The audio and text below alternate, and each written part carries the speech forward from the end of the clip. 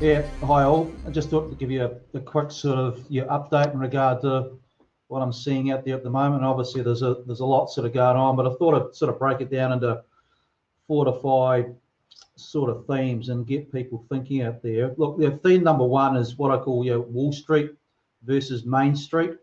That is basically the big end of town, equities versus the ordinary worker. What are we seeing at the moment? Look, equities are up pretty damn sharply. In fact, they're up again overnight. Central banks have been out there, doing whatever it takes. Yes, you got to ask a few questions regarding how far should they go to protect the weak. A lot of these airlines, for example, it looks like they're going to be getting bailouts. Central banks have been buying government and corporate debt. It looks like US oil companies are going to be the next. Whereas you look at what is the direct support to small businesses? Well, that's limited. Now, if I have a look at Main Street economic indicators, you have a look at the oil market. Okay, it's bouncing around from the sort of day to day, but you've got an industry in long-term decline. Why bail it out? And oil prices are pretty damn weak. Why? Because it's a sign of the demand destruction we're seeing around the globe. Unemployment, another Main Street barometer, rapidly rising everywhere around the globe. And it sort of begs the question in regard to who's getting this incredible stimulus that we're seeing around the globe. And I start to think about, could we see some major pushback against capitalism or what we call market-driven forces? Because what we're seeing at the moment is that the more the central banks intervene, the more they're actually distorting the pure market and sowing the seeds on what you could sort of argue is the last sort of legs of capitalism. Point number two, the good news. Look, businesses we're starting to open up and we're adapting. We've obviously gone from a 4 to a 3+. I'm starting to see the traffic volumes are starting to increase around the country, which is a pretty timely economic indicator. But in all fairness, they're still hellishly online. I took the kids out yesterday. Subway online, didn't want to wait in the McDonald's queue, but first I'd noticed that you can now order these sort of things online. Restaurants are going to alternative service channels.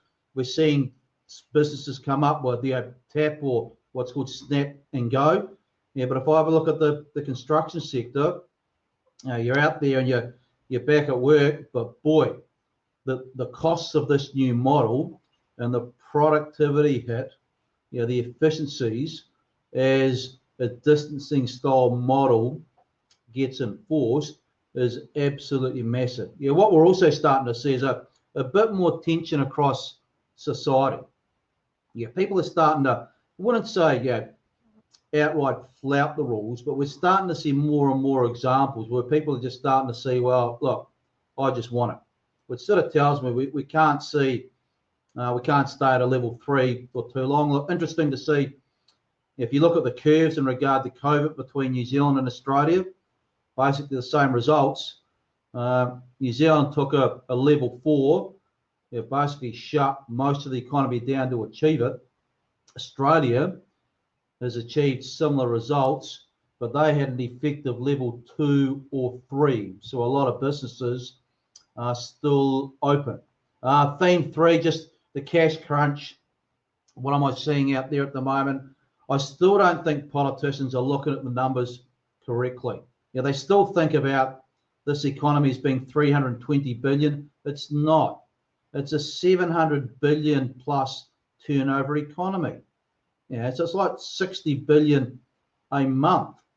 So even at a level 3, where the assumption is that the economy's got 25% still shut down, you multiply 25% of 60 billion, and you still get a hellishly big number in regard to what the foregone revenue actually is. There's 500,000 firms across New Zealand whose turnover is less than 50 million. And they've got combined turnover of 400 billion. There's 400,000 firms with turnover less than $1 million. There's lots of mid-tier firms, 5,700 with turnover between 10 million and 100 million. They have size but they're not really that big. Yeah, all these firms, their funding options are the bank or the government-backed 500,000 loan. Now, I'm starting to see a lot more reporting of challenges in regard to firms accessing the government loan scheme. In all honesty, the more I've looked at that, it looks like a Kiwi Build Part 2. There's 61,000 firms involved in the construction sector. That's almost as many firms as the entire agriculture, forestry, and fishing sectors combined. 27,000 firms in retailing, 22,000 in accommodation and food service. Your big firms have got access to capital markets. Your SMEs are reliant on the bank or more so on cash flow. Yeah, how do they prepare a cash forecast in the current environment? Your glass half full.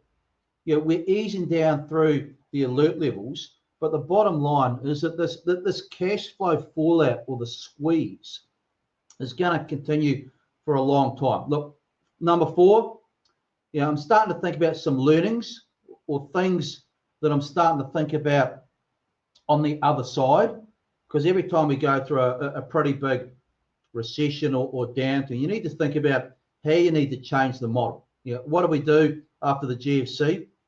Well, we made sure that the banking sector was going to be a lot more ready or prepared for the next downturn, and that's been a really big thing. Yeah, one of the learnings we need to think about this time around is obviously the readiness of the health system, and we'll look at that. But if you look at who's really getting smacked out of this, it's small businesses, and we need to start to ask them questions about what is their readiness or what do we need to do on the other side. And just a couple of small things, right, as an illustration. My personal view is that I think we need a national representative business group for small businesses. Yeah, Business New Zealand, these sort of organisations, all due respect, they're captured by the big end of town. So Chamber of Commerce, yeah, they've got regional representation, but they did not have national representation. You know, what we need is this big representative body that have got the muscle, the clout, you know, to really step in there and represent the entire small business community across New Zealand. Now, the other thing that I'm thinking about is that one of the reasons that small businesses have got into financial difficulty is obviously because of the lockdown, which has been, you know, bigger than Ben Hur. But a lot of it is they just haven't had enough, you know, cash readiness. Yeah, the balance sheets haven't been in good shape. Yeah, so I've got a real big bugbear about, you know, what's called financial literacy. And you know, if we're thinking about preparing small businesses for the next downturn, i.e. 10 to 15 years out, and let's start to think about building better money capability across the next generation of business owners. Yeah, who is that? It's the kids. Yeah, so let's make managing money a life skill as opposed to just something that you can do as an option within schooling. Your final thing, you know, I think I've spoken before about political ideology needs parked, and to get the New Zealand economy, you know, back up and running on the other side. You know, some of the stuff I'm seeing at the moment, wow. You know, I've seen Phil Twyford come out and tell councils not to freeze rates. Yeah, that's right. He's out there telling councils to get out there and tax the community, tax businesses, and tax households more during the deepest economic downturn we've seen since the 1930s. Yeah, the Deputy Prime Minister is saying we could see the rebirth of manufacturing. I agree that we're going to see, you know, manufacturing make a little bit of a comeback, but we've got to be really careful here in regard to where we draw the line. He's talking about supporting manufacturing, provided they're not 15% less uncompetitive compared to the equivalent global product. Well, that might be fine, but I've got a simple question.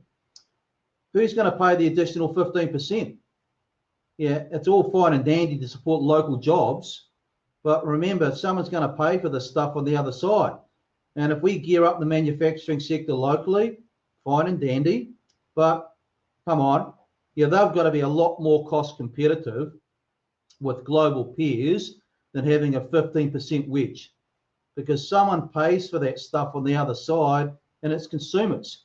Will we be prepared to accept 15% higher building costs, materials, because they're locally made, or as opposed to globally sourced?